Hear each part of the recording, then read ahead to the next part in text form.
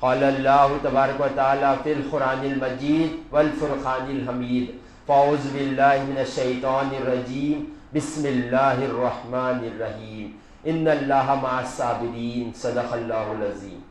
میرے زندگی کا مقصد تیرے دین کی سرفرازی، میں اسی لیے مسلمان، میں اسی لیے نمازی۔ محترم و مکرم معزز سامعین اکرام، السلام علیکم ورحمۃ اللہ وبرکاتہ۔ ابھی میں نے جو آیت مبارکہ کی تلاوت کی اس میں اللہ تعالیٰ ارشاد فرماتا ہے بے شک اللہ صبر کرنے والوں کے ساتھ ہے۔ ہمیں صبر کی فضیلت میں یہی کافی تھا کہ اللہ تعالیٰ بندے کے ساتھ ہے۔ اگر کوئی بندہ کسی کو ایم ایل اے ہو یا ایم پی ہو یا کوئی محلے کا بڑا آدمی ہو یا اپنے 6-7 بھائی ساتھ ہو تو ہر ڈر سے بے نیاز ہو جاتا ہے۔ وہ کہتا ہے کہ نہیں، مجھے ڈرنے کی ضرورت نہیں ہے، میرے اپنے ساتھ ہے، میرے اوپر بڑے لوگوں کا ہاتھ ہے وہ۔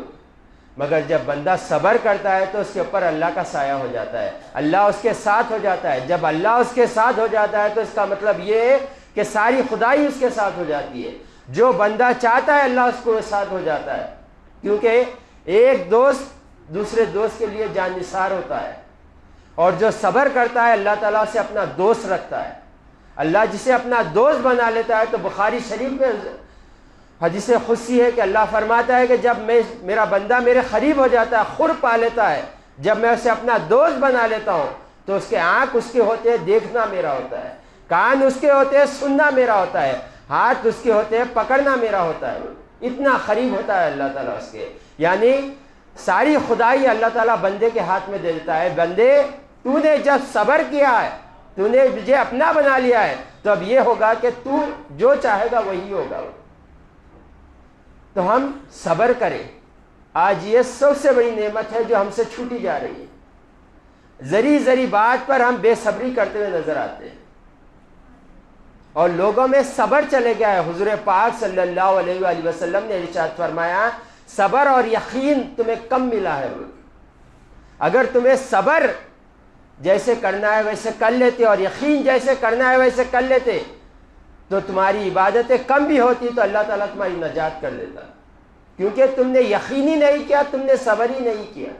اور آج ہم دیکھ لیں کیوں رشتے ہمارے ٹوٹتے ہوئے نظر آ رہے ہیں، کیوں ایک دوست دوسرے دوست سے لڑتا ہوا نظر آ رہا ہے، کیوں ایک دوسرے کا قتل کرتے ہوئے نظر آ رہے ہیں۔ اس کی وجہ یہی ہے ہم نے صبر کا دامن چھوڑ دیا۔ ذری سی بات پر ہم ایک دوسرے سے لڑتے ہوئے نظر آ رہے ہیں، ذری بات نہیں ہو رہی، خاندان میں ایک دوسرے کے چہرے دیکھنا پسند نہیں کرے۔ یہ کیوں؟ کیونکہ ہمارے اندر سے صبر چلے گیا ہے۔ جب صبر کی دولت چلے جاتی ہے تو ہر چیز دھیرے دھیرے ہمارے ہاتھ سے نکلتے رہتی گی۔ حتیٰ مولا کائنات حضرت علی رضی اللہ تعالیٰ عنہ فرماتے ہیں صبر کی مثال ایسی ہے جیسے جسم پر سر ہو۔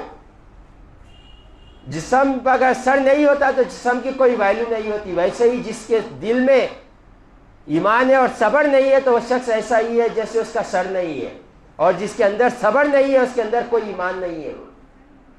آج دیکھ لے بے صبری میں کوئی مصیبت آ جاتی ہے، کسی کا خاوند دنیا سے پردہ فرماتا ہے، کسی کا بیٹا دنیا سے چلے جاتا ہے، کسی کا بھائی دنیا سے چلے جاتا ہے، کسی کی بہن دنیا سے چلی جاتی ہے، بے ہدہ الفاظ ہمارے زبانوں سے نکلتے ہیں، کفریات کلمات کہتے ہوئے لوگوں کو دیکھا گیا ہے۔ پھر ہم سب کا ایمان ہے اس پر کہ جو چیز ہمارے پاس ہے سب اللہ کی ہے، جو ہمارے پاس ہے اللہ کی ہے، جو ہمارے سے چھین بھی جائے گی وہ بھی اللہ کی ہے۔ وہ دیا ہے، ہم پر احسان کیا، وہ لے لیا ہے، اس نے عدل کیا ہے۔ ہمیں صبر کرنا چاہیے۔ صبر جب بندہ کرتا ہے تو اللہ تعالیٰ اسے دو جہاں میں کامیاب کر دیتا ہے۔ حضور پاک صلی اللہ علیہ وآلہ وسلم نے انصار کے ایک جماعت سے پوچھا کیا تم نے ایمان لایا ہے؟ تو جماعت نے کہا ہاں یا رسول اللہ ہم نے ایمان لایا ہے۔ تو حضور پاک صلی اللہ علیہ وآلہ وسلم نے پوچھا ایمان کی کیا دلیل ہے تمہارے پاس؟ تم ایمان لائے کہہ رہے ہو، کیا دلیل ہے؟ تو صحابہ اکرام کہنے لگے یا رسول اللہ جب کوئی پریشانی مصیبت آتی ہے تو ہم اس پر صبر کرتے ہیں، اور جب کچھ نعمت اللہ سے ملتی ہے تو اس پر شکر کرتے ہیں، اور ہم تقدیر پر ایمان لائے ہیں۔ تو حضور پاک صلی اللہ علیہ وآلہ وسلم نے ارشاد فرمایا تم کامل مومن ہو بول کر. آج ہمیں نہ صبر ہے، نہ ہمیں یقین ہے، نہ ہم تقدیر پر یقین رکھتے. ہم زبان سے تو کہتے ہیں ہمیں ہے صبر، جبکہ حضور پاک صلی اللہ علیہ وآلہ وسلم نے ارشاد فرمایا صبر جو ہے وہ پہلا ہوتا ہے، بعد میں تو کوئی ہمارے پاس چارہ نہیں ہوتا سوائے صبر کرنے کے. جو صبر ہوتا ہے جب آزمائش ہوتی ہے اسی وقت کا صبر مانا جاتا ہے. جب شکوے کر لیں گے زبان سے، بے ہدہ الفاظ استعمال کر لیں گے، بعد میں کہیں گے ہم صبر کریں، اسے صبر نہیں کہا جاتا، اسے مجبوری کہا جاتا ہے. اس کے بعد آپ کچھ نہیں کر سکتے. تو پہلے جو جملے ہوتے ہیں اسے سنبھالنا ہے. جب پریشانی آتی ہے جب صبر کرنا ہے. ایسے الفاظ نہ کرے جس کی وجہ سے ہمیں صبر کی نعمتوں سے محروم کر دیا جائے. روایتوں میں آتا ہے کہ کل قیامت کے دن کئی بندے ایسے ہوں گے جنہیں دیکھ کر کئی بندے رقص کریں گے کہ اللہ انہیں اتنے انعامات سے نوازے گا، اتنے نیکیوں کے انبار ان کے ساتھ چلیں گے. تو دیکھ کر پریشان ہو جائیں گے یہ ہے کون. تو جب پوچھا جائے گا یہ ہے کون تو کہا جائے گا یہ وہ لوگ ہیں جو دنیا میں صبر کرتے تھے، اللہ ان کا یہ نتیجہ دے رہا ہے. تو لوگ اس وقت تمنا کریں گے کاش ہم دنیا میں ہمیں اللہ تعالیٰ ہمارے جسموں کو لوہے کی خینچی سے کاٹ دیتا اور ہم صبر کرتے. تو صبر کی یہ بڑی فضیلت ہے. ہمیں چاہیے صبر کریں. ہمارے اندر سے صبر جا رہا ہے، اسی کی وجہ سے ہم بڑے پریشان نظر آئے. ہم تھوڑا بیمار ہو جاتے ہیں، ہمارے زبانوں سے ناشکری کے کلمات نکلتے ہیں. کبھی ہم بیمار ہو جائیں تو اپنی بیماری کو نہ دیکھیں، اپنے بڑے اس سے جو بیمار ہیں ان کو دیکھیں. اگر اللہ نے صحت دیا ہے تو جائیے ایک بار مہینے میں ایک بار عثمانیہ ہاسپٹل جائیے، گاندھی ہاسپٹل جائیے، شادان ہاسپٹل جائیے. جا کر جب دیکھیں گے تو آپ اپنے وجود پر شکر منائیں گے. آپ ایسا لگے گا آپ کو میری ساری زندگی اگر میں سجدے میں بھی رہی تو میرے لیے کم ہے. جا کر دیکھیں لوگ کیسے تڑپ رہے ہیں بیڈوں پر، لوگ تمنا کر رہے ہیں کہ موت آ جائیں بول کر. سانس لینے کا اختیار نہیں ہے لوگوں کے ہاتھ میں، وینٹیلیٹر پہ ڈال دیا جاتا ہے، آکسیجن کے بغیر ایک لمحہ نہیں رہ سکتے. اور اللہ تعالیٰ اتنے انعامات دینے کے باوجود ناشکری. ہمیں صبر کرنا چاہیے. جو بندہ صبر کرتا ہے وہ بندہ دنیا میں بھی کامیاب ہو جاتا ہے اور آخرت میں بھی کامیاب ہو جاتا ہے. حضور پاک صلی اللہ علیہ وآلہ وسلم نے ارشاد فرمایا جب کوئی بندہ بیمار ہو جاتا ہے، بستر پر آ جاتا ہے، بیمار ہو جاتا ہے، تو اللہ تعالیٰ اس کے پاس فرشتوں کو بھیجتا ہے. اے میرے فرشتوں جاؤ میرا بندہ بیمار پڑا ہوا ہے، دیکھو کہہ کیا رہا ہے، وہ کہہ کیا رہا ہے دیکھو جا کر. تو فرشتے آتے ہیں. تو جب بندہ بیڈ پر لیٹے ہوا ہے اور شکر مناتا ہے اللہ تیرا شکر ہے لا کے تم نے مجھے صحت مند رکھا ہے، وہ شکر مناتا ہے، تو فرشتے جا کر کہتے ہیں کہ اللہ وہ بندہ بیماری میں بھی تیری حمد بیان کر رہا ہے، تیرا شکر منا رہا ہے. تو اللہ تعالیٰ فرشتوں سے کہتا ہے فرشتوں تم گواہ ہو جاؤ، اگر میں اسے صحت دے دیا تو اس کے سارے گناہوں کو معاف کر دوں گا، اگر صحت نہیں دیا میں نے، اگر اسے موت آ گئی تو تم گواہ ہو جاؤ میں اسے کل شہیدوں میں اٹھاؤں گا، میں اسے جنت عطا کروں گا کل. اور حضور پاک صلی اللہ علیہ وآلہ وسلم نے ارشاد فرمایا اللہ کسی کی محبوب چیز لے لیتا ہے، چاہے شے میں لے لو یا انسان میں لے لو، کوئی محبوب چیز لے لیتا ہے تو اللہ اعلان کر دیتا ہے کہ یہ محبوب چیز کے بدلے ہم نے تمہیں جنت عطا کر دی. تو ہمیں چاہیے کہ جو بھی تکلیف پہنچے صبر کریں.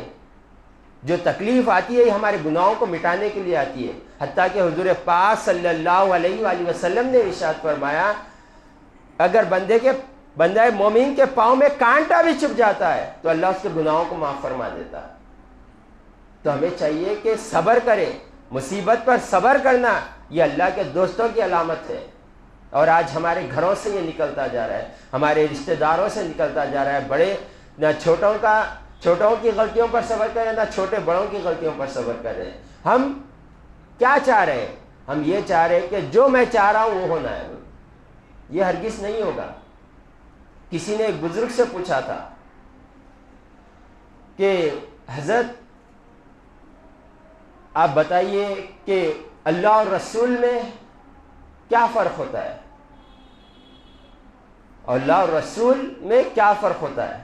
تو انہوں نے کہا کہ جو اللہ کہہ دے اس پر یقین رکھنا یہ ہمارا ایمان ہے، اور حضور پاک صلی اللہ علیہ وسلم جو عمل کر دے اس پر بھی ہمارے کو یقین رکھنا، وہ ایمان ہے۔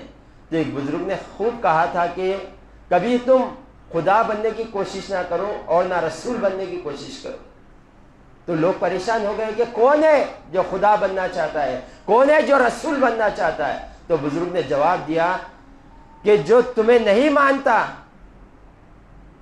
اگر تم اس کے بارے میں خلاف کہہ رہے تو تم یہ سمجھ لے کہ تم اپنے آپ کو خدا سمجھ رہے ہو، کیونکہ بندے خدا کی ہی مانی جاتی ہے۔ جو خدا سے ہٹ کر نہیں مانتا وہ ایمان والا نہیں ہوتا۔ تم یہ کہہ رہے ہو کہ جو مجھے نہیں مان رہا اس کا دین میں کوئی حصہ نہیں ہے، ایسا نہیں ہونا چاہیے۔ اور رسول ہرگز نہ بنے۔ روئے زمین پر ایک ہی ہستی ہے جس کو انکار کر دیا جائے ایمان سے خارج ہو جائے۔ کوئی مفتی اعظم کی بھی یہ نہیں ہے کہ کوئی فتویٰ دے اور اس کو نہ مانے تو کوئی ایمان سے خارج نہیں ہوگا، گناہگار ہوگا۔ عالم دین اگر جو بات کہہ دے اس پر عمل نہیں ہوگا تو گناہگار ہوگا، مگر ایمان سے خارج نہیں ہوگا۔ تو ہمیں چاہیے کہ ہم صبر کریں۔ ایک بزرگ کا واقعہ ہے کہ ایک بزرگ کے پاس کچھ مہمان رہنے کے لیے آئے، تو بزرگ کے پاس جب آئے ان سے ملاقات کرے، ان کی دست بوسی کرے، تو بیٹھے تو اس نے کہا کہ حضرت کوئی نصیحت کرے۔ تو بزرگ کہنے لگے اچھا ہے، ٹھیک ہے، کبھی ہمیشہ خدا کو اپنے سے بہتر سمجھنا، اپنے سے کمتر نہیں سمجھنا۔ تو وہ جو آیا تھا شخص وہ کہنے لگا کہ حضرت کے اتنے نام سن کر آیا اور حضرت نصیحت کر رہے ہیں کہ خدا کو اپنے سے بہتر سمجھنا، اپنے سے کمتر نہیں سمجھنا، کم سے کم خدا کو اپنے جیسا سمجھنا۔ اب وہ بڑا پریشان ہونے لگا۔ تو بزرگ اللہ والے دلوں کے جاسوس ہوتے ہیں، دلوں کی خبر رکھتے ہیں۔ جیسا ہی دیکھا اس کے دل میں خشمخش آ رہی ہے تو بزرگ اسے کہنے لگے کہ رات بہت ہو گئی ہے، تم سو جاؤ، آرام کر لو یہاں پر خانقاہ میں، کل صبح ہوتے ہی چلے جانا۔ تو ایک شخص کہنے لگا ٹھیک ہے حضرت، رہ جاتا ہوں۔ تو صبح جیسے ہی ڈور پر دستک ہوئی، کھٹکا مارا گیا، کہا گیا کہ ناشتہ بھیجا گیا۔ تو ناشتے میں ایک سیٹ چکن رکھا ہوا تھا، پراٹھے رکھے ہوئے تھے، ایک طرف سوکھی دال اور سوکھے پراٹھے رکھے ہوئے تھے۔ وہ دے کر چلے گیا۔ اب جب یہ کھانے بیٹھے تو ایک شخص آ کر کھٹکا مارا اور کہنے لگا بھوکا ہوں کئی دن کا، مجھے کچھ دے دو۔ تو شخص سارا چکن پراٹھے ہٹا دیا، سوکھی دال سوکھی روٹی اٹھا کر وہ مانگنے والے کو دے دیا، دے کر چلے گیا، وہ کھا لیا۔ پھر وہ حضرت کی بارگاہ میں حاضر ہوا تو حضرت کہنے لگے کہ بیٹے رات کی جو وصیت کی تھی اسے یاد رکھنا۔ تو غصے میں آ گیا، حضرت یہ کیسی بات ہے؟ کون ہے جو اپنے آپ کو خدا کو اپنے سے بہتر نہیں جانتا؟ آپ یہ کہتے ہیں کم سے کم خدا کو اپنے جیسا مانو۔